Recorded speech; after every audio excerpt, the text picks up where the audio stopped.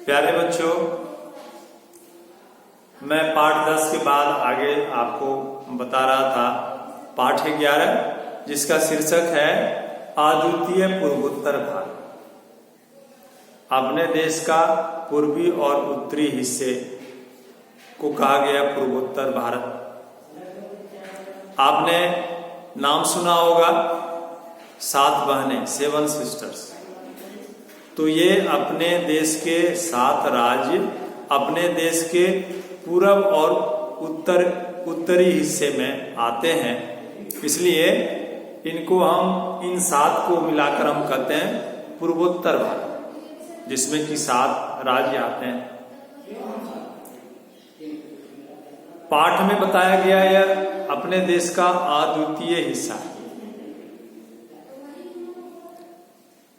आप आसपास के अनेक क्षेत्रों में गए होंगे घूमने के लिए, विशेष रूप से उस जगह गए होंगे जो दर्शनीय स्थल है, पर्यटन स्थल है। आप किसी दिन घूमने के उद्देश्य से वहां गए होंगे, देखने के लिए उसको। देश के किसी भी हिस्से में आप आ जा सकते हैं। देश में पर्यटन स्थलों का भरमार है। आप इनमें से कहां कहां घूमे हैं, कहां कहां गए हैं आप देखने के लिए? तो उनमें से क्या कोई ऐसा स्थल है जो अपने देश का पूर्वोत्तर हिस्से में पड़ता है, जो इन 7 राज्यों में पड़ता है?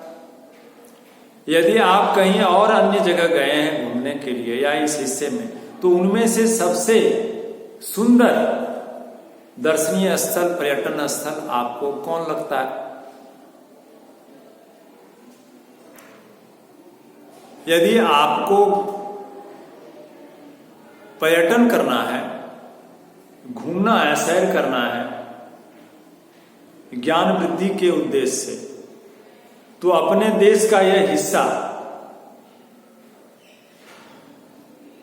सबसे पहले, सबसे सुंदर, विभिन्नताओं में एकता, अनेकताओं में एकता, यह हमारे देश की विशेषता है।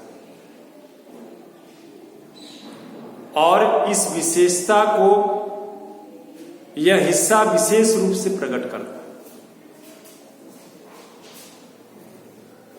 यह हिस्सा अपने देश के अनेक पड़ोसी देशों के संपर्क में है, उनकी सीमाओं से लगता है। तो उन देशों की विभिन्नताओं से भी, उन देशों की विशेषताओं से भी इसका संबंध है।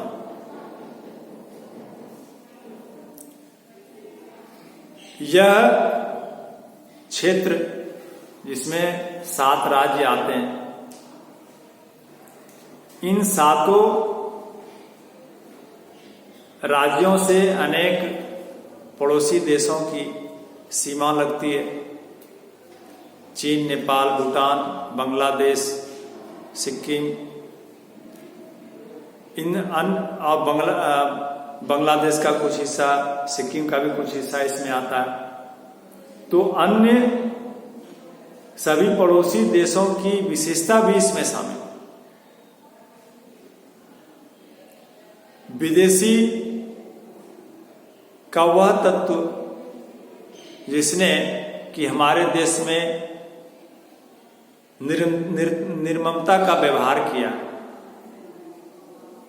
उन निर्ममता को झेलने वाला पहला क्षेत्र ये।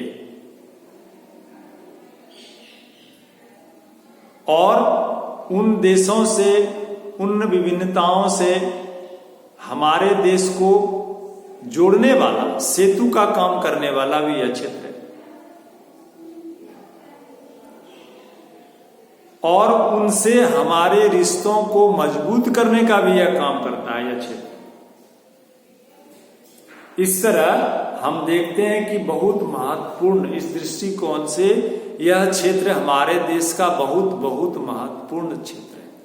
इसलिए भी हम कह सकते हैं कि यह अद्वितीय, अद्वितीय, जिसके समान दूसरा नहीं है। आप यहां जाएंगे तो देखेंगे दूर दूर तक फैली चाय की बगानें और उसकी हरी चादर सी बिछी हुई अनेक प्रकार के पशु पक्षी, बड़े बड़े गैंडे, बारसिंगे, हिरणों के झुंड, रंग बिरंगे परिधान पहने हुए, पोशाक पहने हुए लोग, उनकी भाषा भी रंग बिरंग की, उनकी संस्कृतियां भी रंग बिरंग की, लेकिन सभी हंसते मुस्कुराते चेहरे उनके पास। कई बौद्ध मठों में घंटियों की ध्वनियां सुनाई पड़ रही है, पवित्र आवाज सुनाई पड़ रही है। इन सभी विभिन्नताओं का समझो यह एक संगम स्थल है, भारत का यह पूर्वोत्तरीय क्षेत्र, इसलिए भी यह अद्वितीय है।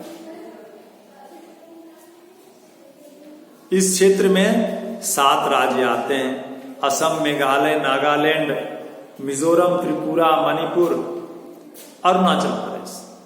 ये सभी क्षेत्र राज्य अपने देश के इनमें शामिल हैं और कुछ सिक्किम और उत्तरी बंगाल का भी हिस्सा इसमें शामिल है। भारत का यह क्षेत्र अपने भौगोलिक विस्तार में कम से कम 220 से अधिक नस्ली समूह, मनुष्य की अनेक प्रकार की जो प्रजातियां हैं उनका जो नस्ल है मनुष्य का, 220 से अधिक नस्ली समूहों को आपस में समेटे हुए यह यहाँ का भौगोलिक क्षेत्र है। और प्रकृति के विभिन्न रंग यहां भरे पड़े हैं। प्रकृति ने मानो अपना सारा खजाना इस क्षेत्र पर लुटा दिया। प्रकृति की सारी सुंदरता यहां निखरती है, दिखाई पड़ती है। अकेले इस क्षेत्र में विभिन्न प्रकार के वन और असंख्य प्रकार की पादप जातियां, वनस्पतियां, और स्वाभाविक रूप से यह क्षेत्र नदियों, पहाड़ों, झील, झरनों आदि से भरा। केवल प्राकृतिक रूप से नहीं, भौगोलिक रूप से नहीं, यह देश प्राग ऐतिहासिक काल से, वह इतिहास का वह हिस्सा जिसका विवरण हमको मिलता है, उससे पहले का जो इतिहास था जिसका विवरण हमको पता नहीं है, उस समय से लेकर आज की संस्कृति तक, आज के समय तक सारी संस्कृतियों को जो वहां विकसित हुआ समय समय पर उन संस्कृतियों को अभी तक बखूबी यह क्षेत्र समेटे हुए।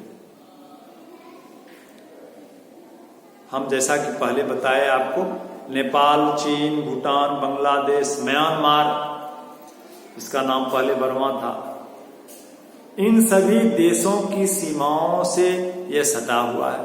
और इस कारण यह क्षेत्र एक तरफ भारत का समझो प्रहरी है, पहरेदार के समान, और दूसरी बात कि यह उन विदेशी तत्वों की निर्ममता को भी झेलता है, और तीसरी बात कि उन पड़ोसी देशों से हमारा संबंध भी प्रगाढ़ करता है। यह सेतु का काम करता है, पुल का काम करता है। इसलिए यह हमारे देश का विशेष क्षेत्र है। इसलिए भारत सरकार ने इस क्षेत्र के विशेष विकास के लिए कुछ पॉलिसियां बनाई, नीतियां बनाई। भारत सरकार ने जो नीतियां बनाई उसका नाम था लुक ईस्ट पॉलिसी, और एक विकास परिषद बनाया इस क्षेत्र के विकास के लिए, जिसका नाम है नॉर्थ ईस्टर्न काउंसिल। धन्यवाद। इसके बाद आगे हम बताएंगे। ये अब तक जो हम बताए थे उसको संक्षेप में हम बताए, रिवाइज किए, फिर आगे हम इस पाठ को बताएंगे। धन्यवाद।